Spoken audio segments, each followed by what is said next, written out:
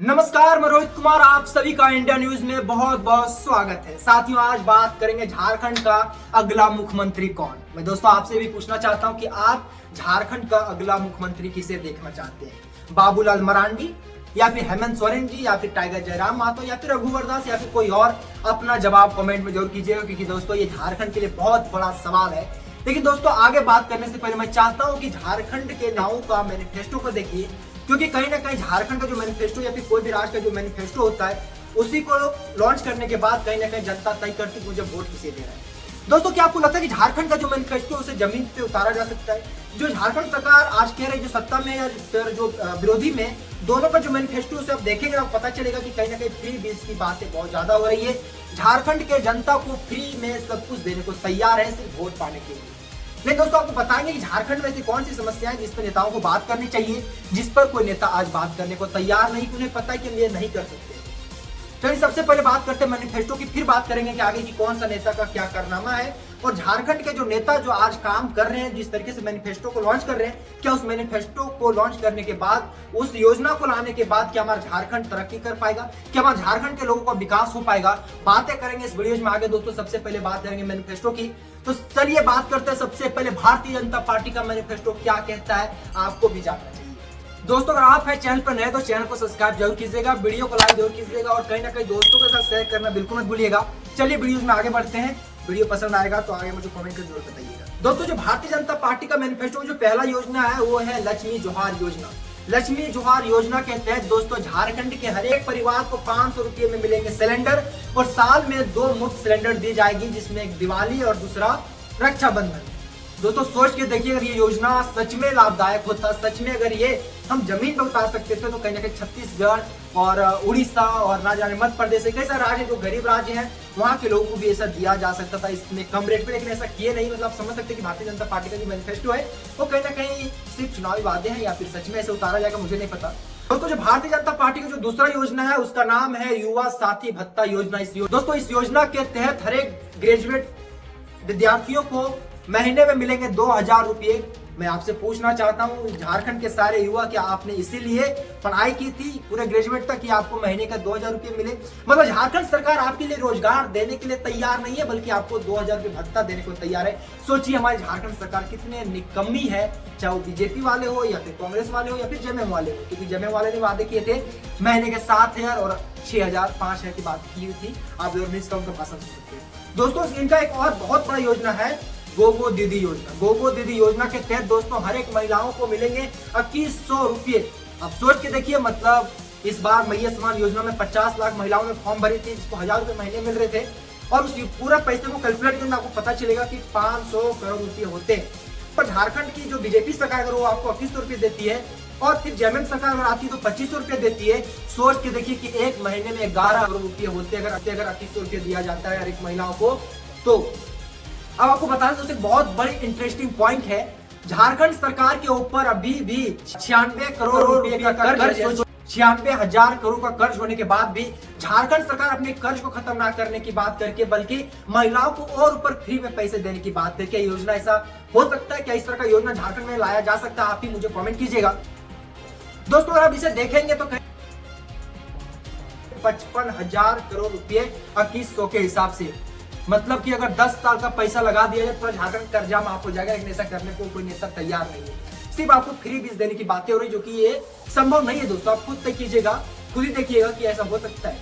दोस्तों इसी तरीके का जो मैनिफेस्टो कहीं ना कहीं जेएमएम की तरफ से भी लाया गया है, वो भी कहीं ना कहीं मैया समान योजना के तहत 2500 देने की बातें कर रही है, हर एक युवाओं को नौकरी देने की बातें कर रही है, स्वास्थ्य में सुधार लेने की बातें कर रही है, शिक्षा में बदलाव लाने की बातें कर रही है।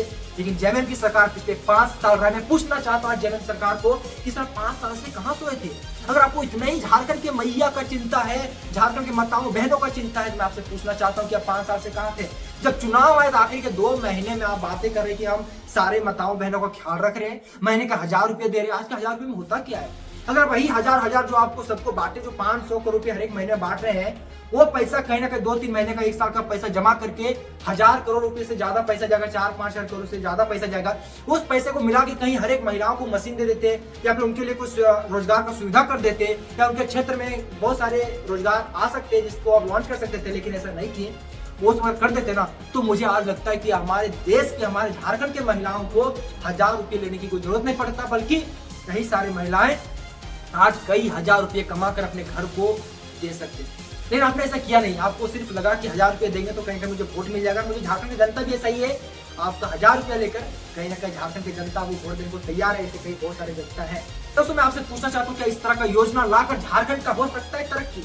मैं आपसे पूछना चाहता हूँ, इस तरह का योजना को लाकर क्या आप कर सकते हैं झारखंड का विकास? दोस्तों, जिस तरीके से योजना की बातें हो रही है, मैनिफेस्टो की बातें हो रही है, जिस तरीके से झारखंड सरकार मैनिफेस्टो लाकर लोगों को लुभाने की बातें कर रही है, क्या इससे होगा आपका विकास? क्या होगा आपका आने वाले भविष्य का विकास? मुझे लगता है दोस्तों, इससे विकास नहीं, सिर्फ और सिर्फ बर्बादी लिखा जाएगा। क्योंकि कहीं ना कहीं आरबीआई का रिपोर्ट कहता है कि झारखंड सरकार के ऊपर 96,000 करोड़ रुपए का कर्ज है, जो कि बहुत ही चिंताजनक की बातें हैं दोस्तों। लेकिन झारखंड सरकार इस कर्ज को खत्म ना करके वापस और पैसा लाएंगे और झारखंड के फ्री बीज के ऊपर हर एक महीने कई हजार करोड़ रुपए खर्च किए जाएंगे दोस्तों। लेकिन दोस्तों, चलिए सबसे पहले बात करते हैं, मैंने आपसे पहले बातें की थी कि झारखंड में से कौन से मुद्दे हैं जिस पर झारखंड सरकार को काम करनी चाहिए। तो दोस्तों, मैं आपसे बोलना चाहता हूँ, झारखंड की जो सबसे खराब स्थिति है वो है शिक्षा को लेकर।